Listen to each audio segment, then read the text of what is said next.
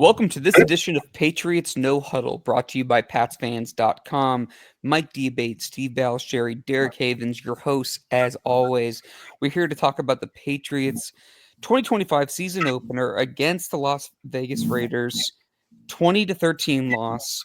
Guys, there's a lot to unpack here, and we're going to get into it, and we're going to have a little therapy session for a few different reasons. Okay, the sky isn't falling, but we are going to have a little therapy session, at least for me. But before we do anything, as always, Steve, how you doing, man? Well, I don't know if you guys can hear it over my microphone, but outside here, there's like an absolute monsoon. I mean, I think the sky is falling right here. So The I sky think might it, be falling in Miami after Daniel Jones spanked him yesterday, yeah, but well, yeah. Miami isn't that far from here, so perhaps the weather is a fitting apropos for today, right? Um, Of course. you know, and on top of it, I've been fighting nausea, and it wasn't from the football game all night long. So it's been a lovely day. Well, Steve, unlike you, I have been fighting nausea from the football game, but we'll circle back to that in a minute. Mike, how you doing, bud? I'm doing well, D. Yeah, Steve, I can't imagine the football game helped it at all. So, I think in all, some way, shape, or form, the three of us are here to, as my good friend Derek said it, have a pseudo-therapy session to kind of like exercise the demons of what we saw yesterday in a tale of two halves for the New England Patriots. Mm. I wouldn't quite say it was the best of times for the Patriots in the first half, but decent times anyway. It was certainly the worst of times in the second half. And again, that's why Patriots find themselves 0-1 and, trying to search for some answers at the hands of a 20-13 loss to the Las Vegas Raiders on opening weekend. Well, again, thank you for everyone who's listening live or downloading later and listening to Patriots No Huddle, brought to you by PatsFans.com. Please do like, share, or leave us a review on Apple Podcasts and Spotify. It helps us keep us in those high podcast rankings so other Patriots fans can find us. And if you can check out the PatsFans.com YouTube channel, you can see it live on there. Mike, something you just said just kind of resonated with me, and I want to jump off with this. It's 60 minutes of football, and you got to play 60 minutes. And I thought the Patriots played for about 20. I thought they had a good second quarter, and then it really just kind of disappeared. So give me your initial thoughts on the game. Yeah, far too much inconsistency from the offense, from the defense, from the coaching staff. This team right now is still a team in search of an identity. And I think Mike Vrabel confirmed that when we spoke to him last night at the game's end.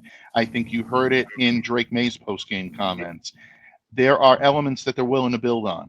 There are good moments. You mentioned the second quarter. There were a couple of great series there. One on defense where Carlton Davis gets his hands on a Geno Smith pass, tips it. Jalen Hawkins right there. Smart field positioning. He gets the interception. All of a sudden, the Patriots march down. They capitalize on that, and they get it into the end zone. All of a sudden, everything starts to look like it's clicking for the Patriots. But too many errant throws, too many inconsistencies in terms of play calling, in terms of staying away from things like penalties and turnovers that continue to haunt this team. Patriots are only credited with one turnover, obviously the pick yesterday, but there were a number of different opportunities that the Patriots had to cough the ball up to the Raiders. They've got to shore that up. They've got to clean it up. And if they do it, I think you saw enough good in this team to know that they're capable of winning games. They'll be in the hunt no matter who they're playing. But if they keep playing the way they played yesterday, even if they do keep things close, they're not going to have the horses to be able to pull these games out. And if that's the case, the Patriots fans are looking for a long season ahead. Steve, you and I talked as we kind of made the transition over to Patriots No Huddle and rebranded and did all that stuff. We talked about how much roster turnover there was going to be. And there was a huge, it was basically 50%, which you and I talked about, 2 months before the draft? And it's an entirely new coaching staff. I know that Josh McDaniels is a familiar face, but he's still new to these players. You got a new quarterback going into his second year that is, what was that, his 9th or 10th start as a professional quarterback? And going into his second offense, You got a new defensive coordinator. You got a lot of things moving on. So it shouldn't be a shock that there was some miscommunication and there wasn't, full cohesiveness on all three sides of the football, Steve. No, you're absolutely correct. And, you know, we thought there could be some slow starting with the unit. And, there was obviously some things, as Mike pointed out, there were some things that you could look at and say, okay, you could see where this is going to improve. But there was still too much bad football, Yep. to use the term we heard so much last year. And I think the most disappointing thing from Mike Vrabel's point of view was I think he's been harping uh, for months and saying week one, the second half is key. We have to be a good second half football team, and they weren't. And the second half you know, was pretty ugly at times.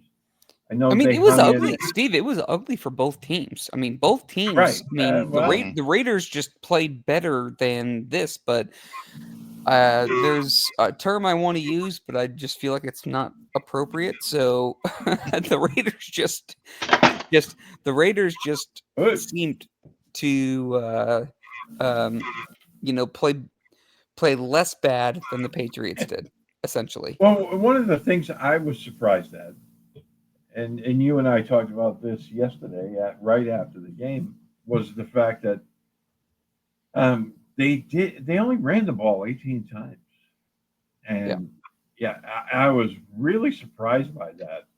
And the other was, Drake Maye threw the ball 46 times.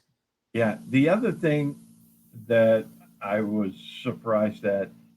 Now it's possible they were trying to make adjustments, but I didn't see it on the field where they were trying to adjust to different things as much as I expected them to. Put And again, put a pin we in put a pin in that though, because I want mhm, to. That's going to be a different conversation. Okay. okay, but yeah, not running the football only 18 times, and It's I weird. thought they underused Travion Henderson and Antonio Gibson in this game because I thought Ramondre was showing he wasn't effective yesterday. You know, I had his stats in front of me. It wasn't very good. Uh, uh, I Um, mean, Ramondre I Stevenson, thought, seven carries for 15 yards. I know the team as a whole yes, ran for 3.3 yards per carry. Uh, and Stevenson also had two catches for 12 yards. I thought that Gibson should have been utilized more. Henderson had 11 touches, not bad, but I figured it would be kind of measured, but it does need to yep, be increased, I think. yeah, because after the games, I looked at the snap counts. Stevenson was in for 41 snaps, Henderson 24, and then Gibson was just 4. And when your offense isn't scoring, I thought you try different things, and same thing. I thought they should have used Kyle Williams more, Yep. especially we'll get into Drake Maye's performance, but at times I was watching, where nobody was open, and you have a kid sitting there on the bench who's that's his specialty, so you know mix things up a Well, little. I think, if I'm not mistaken, and Mike, maybe you have the numbers off the top of your head. I think, if I'm not mistaken, Keyshawn Booty got the most snaps at wide receiver, Yes. and I think And you should have. Stephon Diggs was 40, and Mac Hollins was 38. I don't have it right in front of No, me. I Diggs ended should. up going 29, and a lot of people were wondering about, oh, the usage of Stephon Diggs, and oh, there you go. That's why I told you. I really kind of, I'll get back to my thoughts on Diggs in a minute. Let me collect my thoughts for a second on that one. But Diggs was only 29 yesterday. I think he might have been on a pseudo pitch count, and I'll explain why in just a moment. But when it comes to Kayshon, yeah, 58 snaps yesterday for Kayshon Boutte. That led all receivers. The Patriots took a total of 71 offensive snaps yesterday, and Boutte earned every single one of them. I mean, anytime you needed a big play, he was there. That 24-yarder and that touchdown drive was really the catalyst to set up that drive and make it as successful as it was. So you look at what this kid is doing. He just continues to stack positive performances on top of one another. Talked to him after the game. He said that he and Drake Maye worked very hard together this summer. They really wanted to get on the same page. You keep putting positives out there, building on them, and keep the attitude positive. He sounds like an inspirational leader in this locker room right now, and I don't think anybody had that on their bingo card. A real tip of the cap to Kayshon this year for doing what he's done. So 103 yards, that's a career high for him. I think he earned all the accolades he's getting. He was one of the lone bright spots on offense yesterday for the New England Patriots. Yeah, no, I agree. I think people and Keishon Boutte met with the media today, and he told them, he's like, I think people forget that I was a projected first round pick. Some people took that kind of the wrong way. I mean, he was a later round pick eventually, but he was projected to be a first round pick. The year before he was drafted. And he's shown it. He's shown a consistent chemistry with Drake Maye. And he had I don't have the catches. Hang on one second. Bad podcasting. Apologize. 6 catches, 103 yards, 17.2 yards average. So 6 catches on 8 targets. There is something there with him, and he's building and ascending. And I think that should be really exciting for a lot of fans, because I think he's shown that he's an NFL receiver and he's a top 3 receiver in the league. However you want to quantify that and talk about that, that's kind of a different conversation for a different day. But he is showing that he can bring stuff to the table. And he did it again, after kind of ending the season on a really high note. I thought Stephon Diggs was kind of held in, I don't want to say in check, but and I'm not even talking about the defense. I'm talking about how much usage of him was. So it's like they're kind of building him up, and I think Kyle Williams, Steve, will get more reps. Pop somehow finished with -2 yards, even though he scored a touchdown. That's one of the more weird stats I've seen in a long time.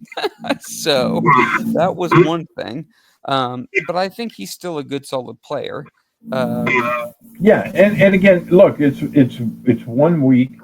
We expect Pop Douglas to be, a very productive receiver this year, and he's going to be. But yesterday he had negative yardage. -2 yards. He made a great play on that touchdown, selling that, and and again, um, I thought that was a really good play by Drake Maye as well. He recognized the all-out blitz coming, pre-snap read, and all in all, that was a good play. But it's disappointing in your first game with Pop Douglas having negative yardage. I mean, there's no way around it. I'm not saying, throw him into the abyss in the Atlantic Ocean there, but it's just it was a disappointing day against a secondary that is considered to be one of the worst, if not the worst, in the league. I figured Douglas was going to have a much bigger day, and I just thought they were going to run the football a lot more. Yeah. Yeah, they didn't really run Mike as much as I thought they were going to. They were really pass heavy, and look, I think they had their they had their moments on the offensive line where they weren't great.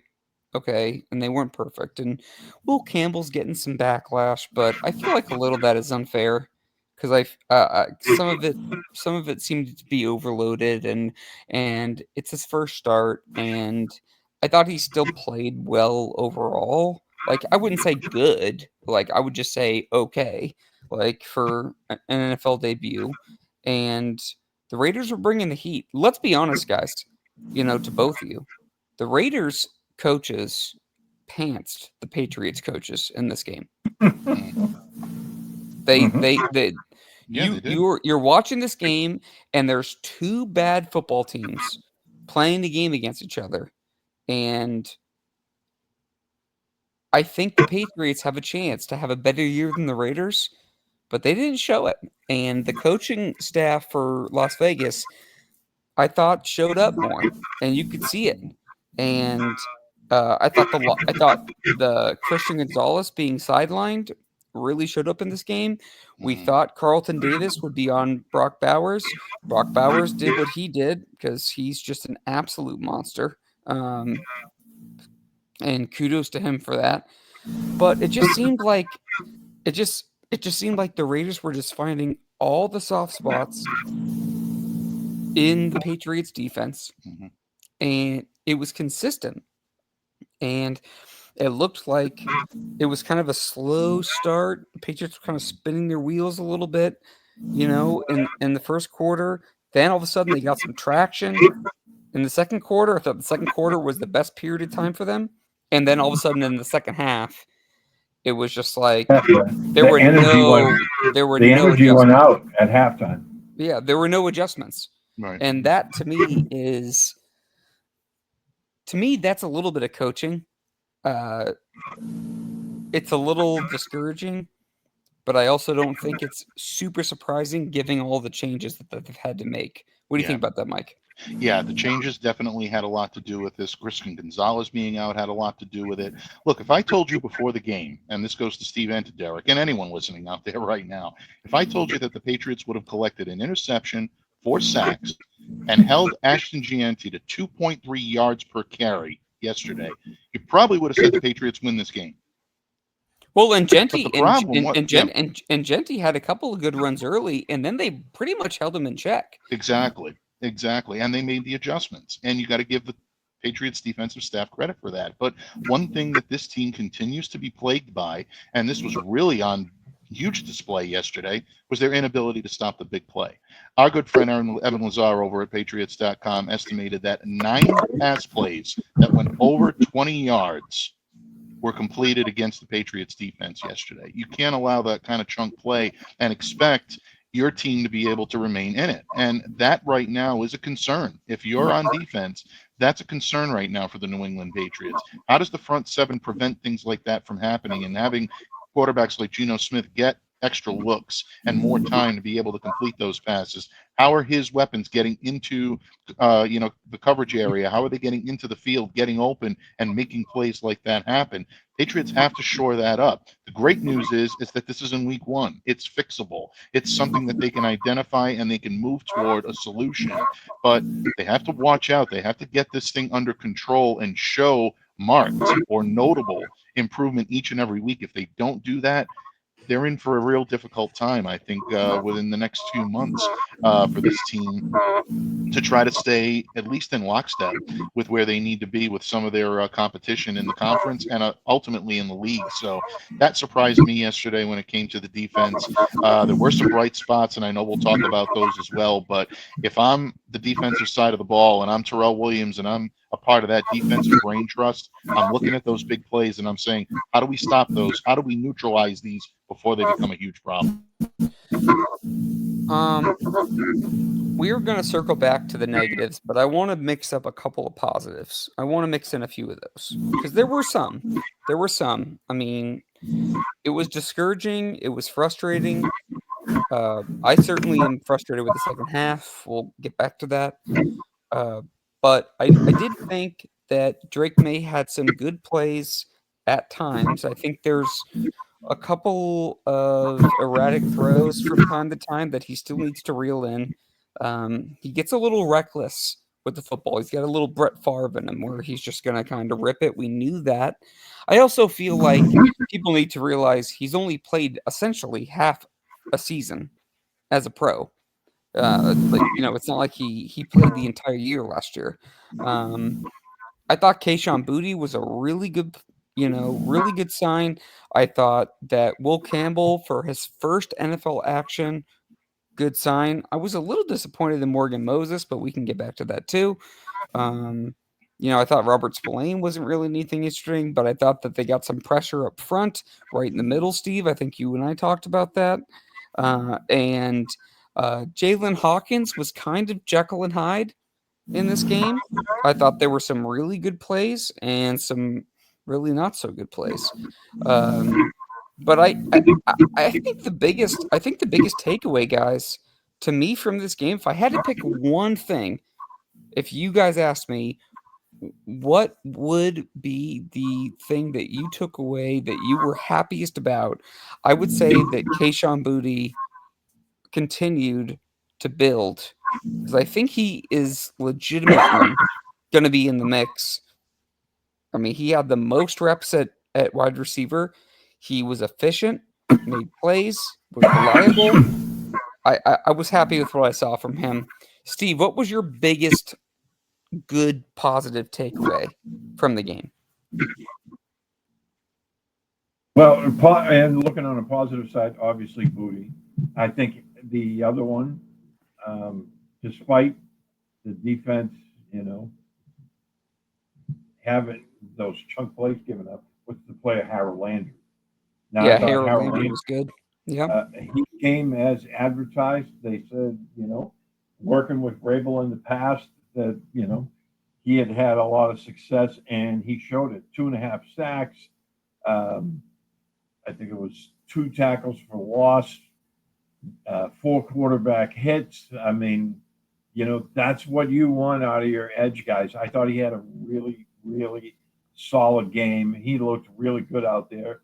And again, the run defense, we were more concerned about the run defense, especially in this game. Ashton Janty coming in, right? This scintillating rookie. We're thinking, okay, this might be a problem. And we talked about that throughout the preseason. This is an attacking style front. They may be susceptible to the run because they're a little bit lighter, but it didn't show up. Genty had it was 19 carries for 38 yards, and just 2 catches for, I think it was 2 or 4 yards. I can look it up right now. Yeah, well, I had it in my notes. 19 for 38 for on the ground, 1 touchdown. Longest rush was 9 yards, and then he had 2 catches for 2 yards. Yeah, so they did a really good job on him, but it was the chunk plays. But there was some positives there. They have a lot to clean up before they go to Miami this week. But as Mike pointed out, and good point by you, my friend, all of this is fixable. Now, granted, when you play a guy like Brock Bowers, he's going to get his. He does it against everyone. He had 112 catches last season. He's going to get his, and he did. But some of the other plays that it needs to get cleaned up. Steve, he's going to get his, but Steve, he's going to get his, but allowing 20.6 yards per catch. Oh, I know. Is not and not what we're talking about. Third down play at the end of the game, that was just like a dagger in the heart. 3rd and 20, you have them right where you want, and then you give up a 36-yard pass. Oh my God! So, Mike, let me ask you this: of all the things that happened yesterday, what is the biggest red flag to you for this team? That's difficult. If you're asking on the defensive side of the ball, again, I think it all comes down to being able to defend the chunk play and the big play. They really have to find a way to be able to control that. And that's not going to happen overnight. So I think Patriots fans have to be somewhat patient with that. A lot of it is going to be determined as to whether or not Christian Gonzalez is going to be able to go this week coming up. I know we've talked several times before about him missing week 1. Does that mean that he's going to maybe miss this week coming up in Miami and have him ready to go for their next home game against Pittsburgh in Week 3, and all of a sudden they're looking high flying on offense again. So they really have to worry about that potential matchup. But bottom line, I think if you're the New England Patriots right now, it has to be consistency, finding consistency. The biggest red flag yesterday is that this team looked so inconsistent in all three phases of the game that you're wondering which Patriots team is going to show up from here. The good thing about having these problems in week one is you can only go up from here. It's not a situation where, these problems are starting to pile up like quicksand. If you can get in front of them, you can make them non-issues moving forward. On the offensive side of the ball, Steve, I think you hit the nail right on the head. They need to get the run game going. They need to get specifically Travion Henderson and Antonio Gibson going.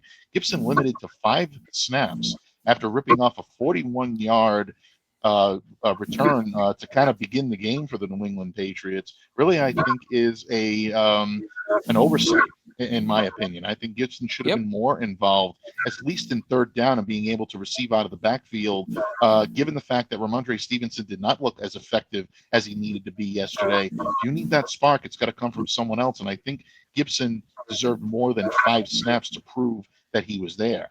The other thing that I think I was surprised about is that they didn't take advantage of favorable matchups as much as I expected them to. This is a team, at least on offense under Josh McDaniels, that was always predicated on using the pass catcher and finding a favorable matchup for him on the field, especially when it comes to the slot receiver. And I thought Demario Douglas was used so inconsistently in that regard yesterday. I heard a couple of times before yesterday's game that, oh, well, this is going to be a run-heavy offense, so they're not going to use Demario all that much. And that really explained to me someone that looks at the game on paper and doesn't really listen or watch the game on the field. Because if you watch Josh McDaniels, you know he's going to try to scheme up favorable matchups. And I thought Demario Douglas going up against, or at least I believed he was going to go up against Jeremy Chin, would have given them the opportunity to do that. He could have been someone that could have been, I think, more productive yesterday if used more properly. So to me, if the Patriots are going to find consistency, it's got to start in the coach's room. It's got to start in play calling, and then it has to continue with the execution on the field. Will Campbell, you mentioned Will. Believe it or not, I don't think Will Campbell played all that bad yesterday. You take away the strip sack, and all of a sudden you're looking at him. I think he was credited with, 2 pressures yesterday in 53 pass rush snaps. That's not a bad day at the office for any lineman, especially one that's a rookie that's making his pro-level debut. So some things to bite on there. It's just the problem was the Patriots made their biggest mistakes at times where they couldn't afford to make it, and they dug themselves a hole they couldn't dig it out of yesterday. Steve, we're getting a little feedback from you, so just keep that in mind.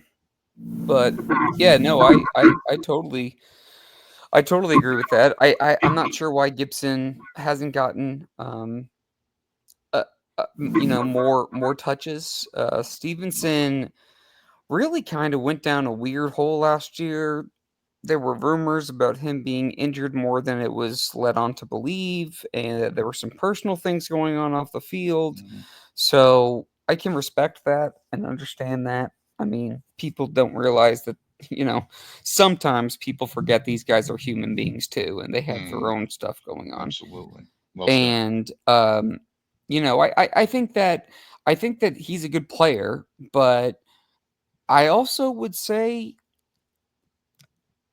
yeah, a couple more weeks, and I could see Gibson taking the lion's share of the carries, and Henderson getting more touches. I could absolutely see that, and so that'll be interesting to kind of see how they manage that, because it wasn't good enough. I mean, it wasn't good enough. I mean, I don't care. I mean, collectively, again, 3.3 yards averaging on the ground. That's not what you want to see. That's you need to see better than that. So Right. that's a problem. And you have your quarterback in his second year learning a new offense, turning the ball over again. You got the secondary that's blowing assignments and missing tackles. Robert Spillane was nowhere. They missed a field goal. Coverage was spotty on returns. It was just And I want to talk about this. This is something that I really want to go over because this is the thing that pissed me most off about the game. I can understand that players, it's a young team, they're trying to go ahead and learn things. I don't understand the Mike Vrabel decision to punt on 4th and 10 with only what was it, 5 minutes to go, 5.5. So Steve, it's like to me, it was 4th and 5, and then Will Campbell jumped off sides or false started, and then they backed him up 4th and 10. So we decided to punt, and then he calls out Bryce Baringer in the press conference saying it was a bad punt. But then it's like, okay, yeah, it was a bad punt, but even if it was a really good punt, you're not really leaving yourself enough time. You're giving yourself a very little cushion to go ahead and come back from 10 points down. You might as well just go for it. And I thought that was a coaching mistake. Well, I wrote about that I know you did. in my column from yesterday after the game. And look, I looked at it. Okay, I didn't really agree with it at the time, but if you think about it, um, everything had to work out just right for that to be effective. And again, I just chalk it up to bad football. Um, you know, okay, you decide we're going to punt and we're going to try to get the ball back and pin them back. But then your punter only punts at 21 yards. Okay. So instead of pinning them deep, they're at the 35-yard line. So now all of a sudden your whole situation is changing. But it's still, you get them to 3rd and 20, and then you give up a 36-yard, uh, you know, pass play, and anything that you were hoping to do at that point was way gone. But Hmm. it was a curious decision. Again, I'm not saying I agreed with it because I thought it was a head scratcher, but at the same time, you could see what he was planning on doing. They just didn't execute.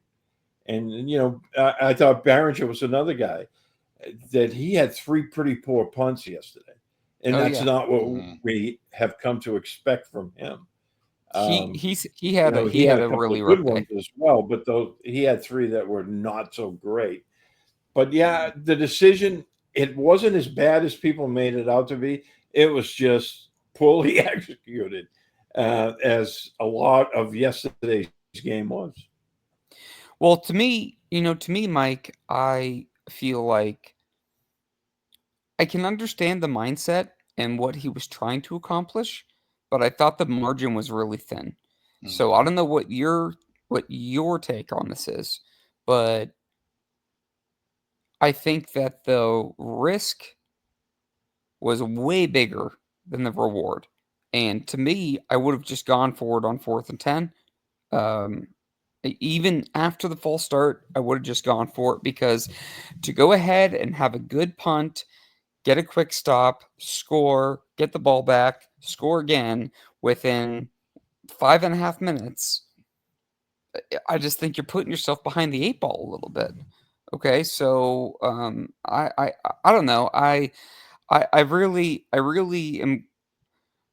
I was kind of shaken by that a little bit because what Vrabel has preached is about kind of ending games and finishing close games, and I thought that was just a really poor decision. I don't know how you feel about it, but that's how I feel.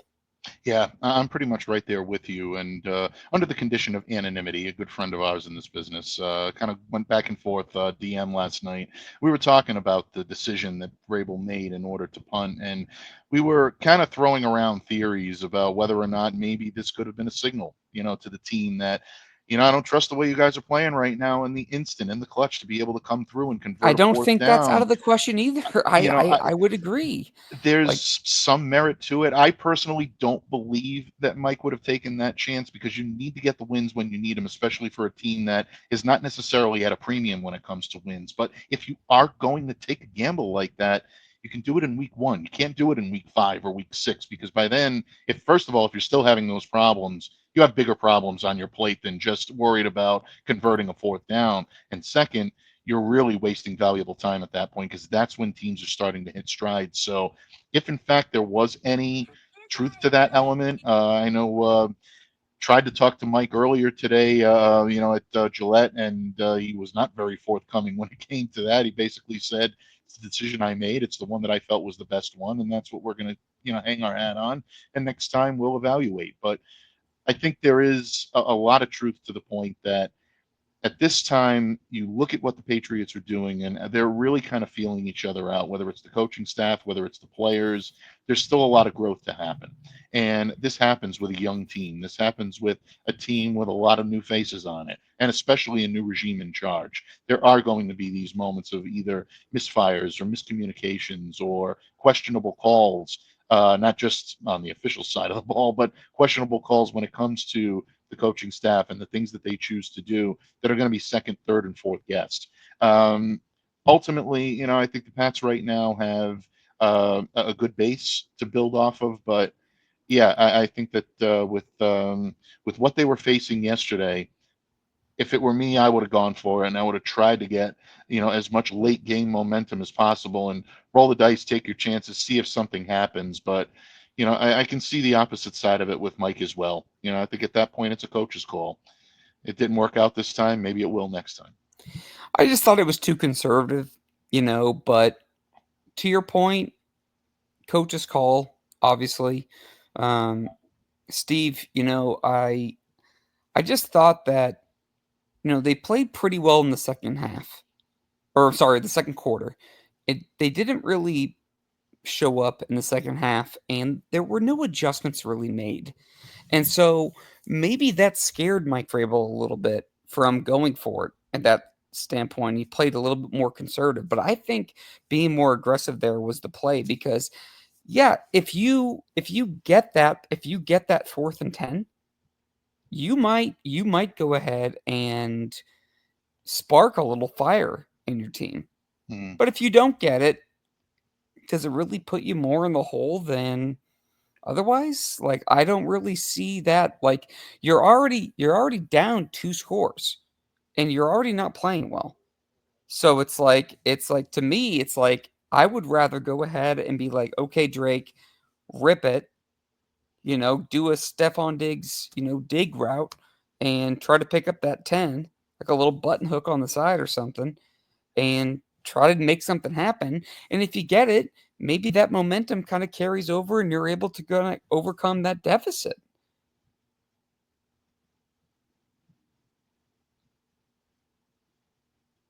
You're muted, Steve. Steve's on mute.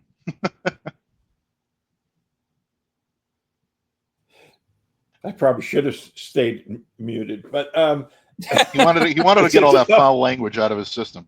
yeah, it's a tough one because they weren't playing well offensively in the second half. They couldn't get anything going. And at the time when even on the 4th and 5, my mind was going because I'm like, where are they going to go with this? Because Booty had a big day. Hunter Henry we hadn't talked about him. Mm-hmm. I thought Hunter Henry He was all reliable. Yeah, he had a typical Hunter Henry good game. So, Not to cut you off, but like that is like the prototypical like Hunter Henry day. Like it's just kind of like nothing splashy, very consistent, gonna be productive, not gonna light you up, but gonna be there when you need him. Like yeah. So I'm thinking, is it going to be to Booty or is it going to be to Hunter Henry? And I'm thinking at the same time, your mind gets going. Well, the Raiders are going to know that. So they're going to try to take away at least one of those guys. Where do you go with the football? And, I was thinking they're going to come after Drake Maye with everything on this. This is one of those plays where it's not the check down in the flat. I was thinking put Henderson out in a route, yep. in that area where you expect the blitz to come from. And, that's where you take your shot. But again, I mean, I don't agree with what Vrabel did there, but at the same time, I kind of get, where he was coming with that. I mean, But your both things offense, can be true. yeah, your offense was not playing well, and you're going to give your defense another shot at getting you favorable field position and possibly a turnover down deep. And the other thing about the defense that we haven't really talked about is I thought Caleb Von Chasen had a good day. It wasn't Mhm. crazy in the stat sheet, but I thought he had a good game. Mike, what do you think about that? Yeah. Yeah, I think again, you're looking at guys that have experience playing, obviously under Vrabel, guys that have experience playing in the system that the Patriots are trying to put out. And you've got these guys that are coming in now and that are going to revamp this defense a little bit. And Jason was one of them. I thought he did play well yesterday. I was very impressed with the job that Milton Williams did yesterday as well. 6 pressures, I believe that was a team high. And you're looking at a couple of run stuffs that were credited to him. Steve, you brought it up earlier where you got Landry with the 2.5 sacks and 5 total pressures, and he stuffed the run 3 times. These guys are the flagship of the new era Patriots under Mike Vrabel and Terrell Williams, that aggressive style of defense. I thought all 3 of these guys played well, and they're all 3 new additions. So it's just a matter of, again, getting everyone to play on the same team, getting everyone to play on the same page, getting everyone to gel. And then once that happens, then you'll start to see this vision come to fruition.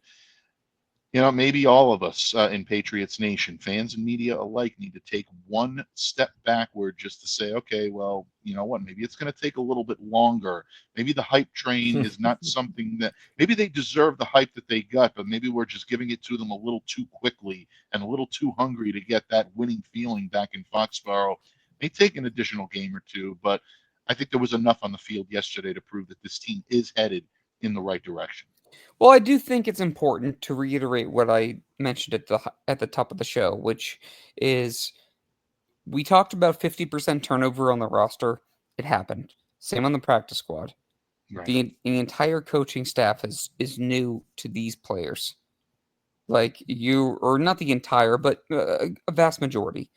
And so it's like it's going to take these guys a little bit of time to get together. And we'll get into this on our show on Wednesday. Mhm. But I mean, the Patriots are coming off a loss. They're trying to build, trying to come back from a loss, but so are the Miami Dolphins, and there's a lot of.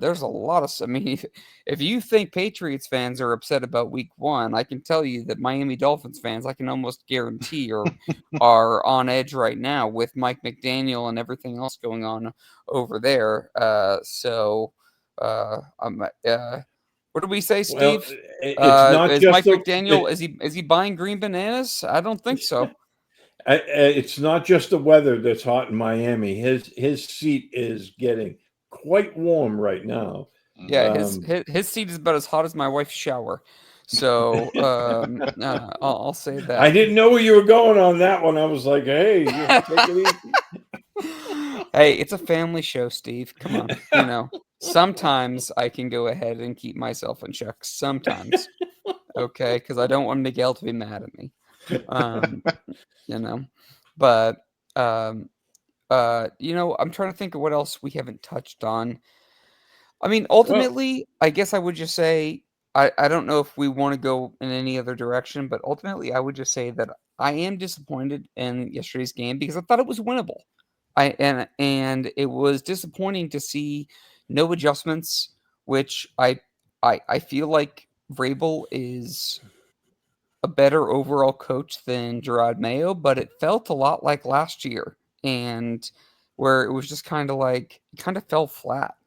And I just didn't think the team made the adjustments they needed to. And Pete Carroll and his staff felt it just came off from across the TV. It came off as just kind of not being prepared as much as I thought they were going to be, essentially. Any other topics you guys want to discuss? Oh, there's one. Claire. You almost knew it was going to have to happen. Listen, I think Hunter was great yesterday. He was. Austin Hooper, I also think turned in a Solid. relatively solid performance as well. 10-yard grab on that touchdown drive. Again, these are moves that are going to help this team move the football and get into the end zone. And they're such an important part of a Josh McDaniels offense. You're not going to hear them talked about a lot on other shows, but yeah, we'll definitely give them their just due, Claire, because they deserve it. They absolutely deserve it. The guy that Well, I also would want also say I'm too, sorry, go ahead. though, like two. I did think they ran two tight ends a little bit too much. I would have liked to see a slightly different personnel grouping, but Hooper and Henry bring so much to the table from a professional standpoint. Mm-hmm. It's probably I have to think about this, and this is a little off the cuff, but they might be the most solid, positional group, even though there's only Mm-hmm. two of them on the entire roster. Like you know what you're getting Mm-hmm. from them. That like you're not getting surprised from Mm-hmm. their performance. They're kind of clocking in, doing their job, clocking out. That's it. Yeah, And absolutely. it's not splashy, but it's solid. Mm-hmm. And all you want is Absolutely. some consistency, don't you think, Mike? Yeah, without question. And I think, again, to the point made by the best in the business, and I say that without hesitation, she truly is when it comes to this subject, our good friend Claire. They were overshadowed yesterday by a couple of very good tight ends over on the other side in Las Vegas, and Brock Man, Bowers and they're Michael good. Mayer. I mean, those are two really good players. And, when you have this type of battle going back and forth, it's very easy to get lost in the shuffle. But again, if you're making the plays and you're doing the little things it takes to move this offense forward, you deserve a lot of that credit. So yeah, I think good job with those two guys yesterday, and we'll see how that moves forward and how this Miami defense is capable of trying to defend tight ends. We'll talk about that a little bit later in the week, and whether or not you can expect to see maybe an uptick in targets to Hunter Henry, especially if they're trying to kickstart this offense. Drake Maye has kind of always gone to Hunter when he's in trouble, and I think that could continue this week. So this coming week. Yep. So we'll see. We'll see what happens there. Yeah, to me, guys, it's really the defense. I did think they missed Christian Gonzalez. Mm-hmm. Um, I did think there were some tackling issues. Carlton Davis got bit on a couple of double moves. Um, I thought the back end was okay. The defense wasn't as good as I was hoping it was going to be, but it is week one. Mm-hmm. Sometimes it takes a little bit of time for these guys to kind of warm up defensively because they don't have as much live hitting in the summer. And then offensively, they are going through this new offense, and Drake is into his second year. So we're talking about a guy that's just cracking his double-digit starts and needs more time to go ahead and go through it. I do think there were some positives, but there's a lot to clean up.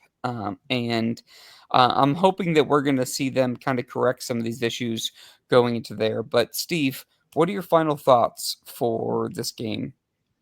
Perfect timing, Derek, because there's a crack in the clouds and I see a little ray of sunshine. Look, it's week one, okay? And to put that in perspective, the Kansas City Chiefs, the Baltimore Ravens, the Detroit Lions, they're all 0-1, Hmm. okay? So it's not the end of the world. It was very disappointing, but there's a lot of football to play. And you have to have the confidence in the coaching staff that they're going to get things done. They have a lot of experience. They know what's in front of them. They know what things have to be cleaned up. It's not the end of the world. Look where we were last year after week one. They beat the Cincinnati Bengals on the road. So things change, and Mm-hmm. sometimes for the better, sometimes for the worse. So I have faith in this coaching staff.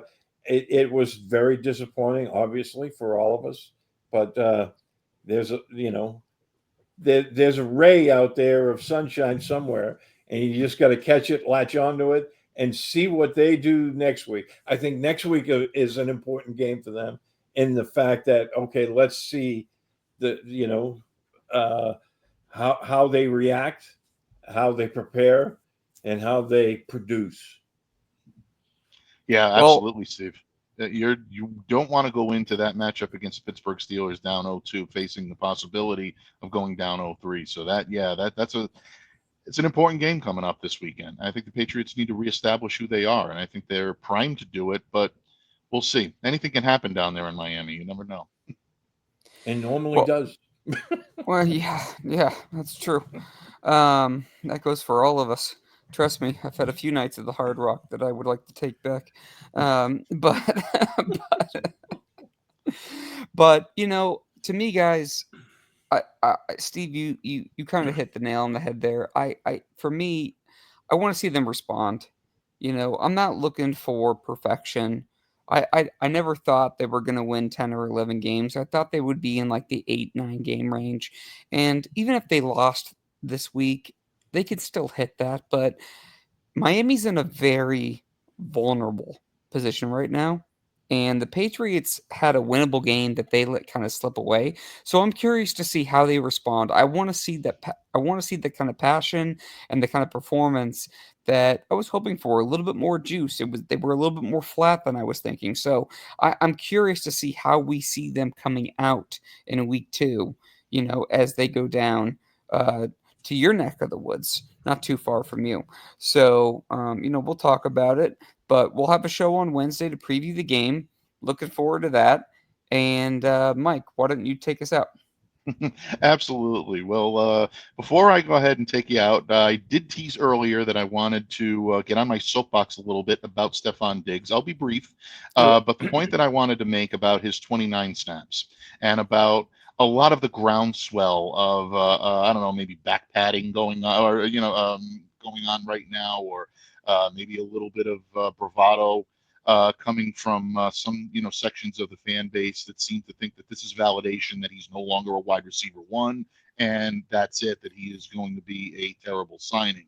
I don't think he's a wide receiver one anymore, but I think it's a little too early to judge him on his performance yesterday. Still caught 6 passes for 57 yards in limited duty, came up with a couple of nice grabs when you needed them most. And I think that says a lot about Stephon. And I think everyone has to remember, whether you played football or whether you didn't, take a little notes, go a little bit beyond, dig a little deeper into the surface, and remember that this guy is less than 1 year from tearing a major, major ligament in his knee, tearing the ACL.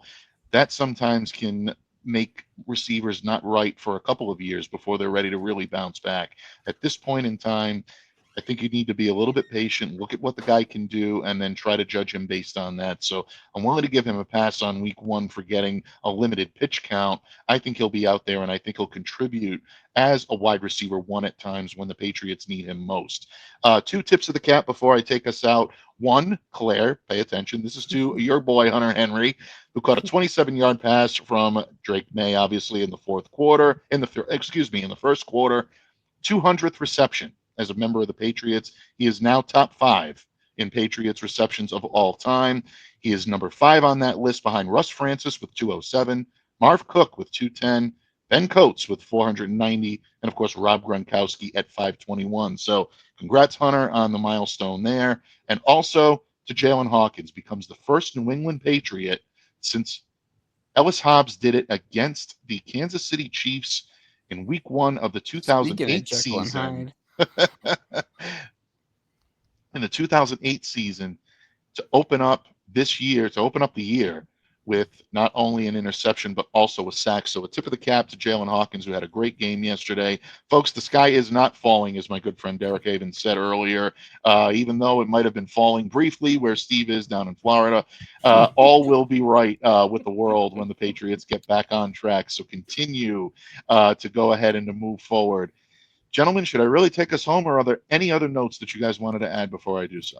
well, I do want to say one thing real quickly, which is Jalen Hawkins. I thought had an up and down game, had a couple down moments, but overall a really good game. You can see the impact he makes, and I feel like the way he goes ahead and inserts himself into certain plays is really impactful, and he definitely is growing as a player, and I think that they see he's an ascending player, And I thought that was one of the bright sides. Even if there's going to be some rough spots, like people have to realize that there's going to be some tough spots and rough spots when you have a young team, when you're trying to flip the roster and kind of build and go through that way. Very well said. Very, very well said. And again, you need to move forward in order to, to keep, yourself in contention. Will the Patriots end up there? I know a lot of you believe after yesterday the contention's still a long way away, but you know what? A couple of wins here and there, I think, could maybe get Patriots fans back on the train. So hopefully we will continue to help give you some optimism heading into week 2, as we'll join you later this week here on Patriots No Huddle. So keep a sharp eye out for our presence on your social media feed. And of course, don't forget to subscribe to the Pats Fans YouTube channel so you do not miss a single second of the action right here on Patriots No Huddle. On behalf of my good friend, Steve Balestrieri, my Patriots Paisan, my good friend, the esteemed Derek Havens, I'm Mike Debate, reminding all of you to stay safe, stay well, be the change you wish to see in the world. Have a great day, everyone. We'll see you back here next time on Patriots No Huddle.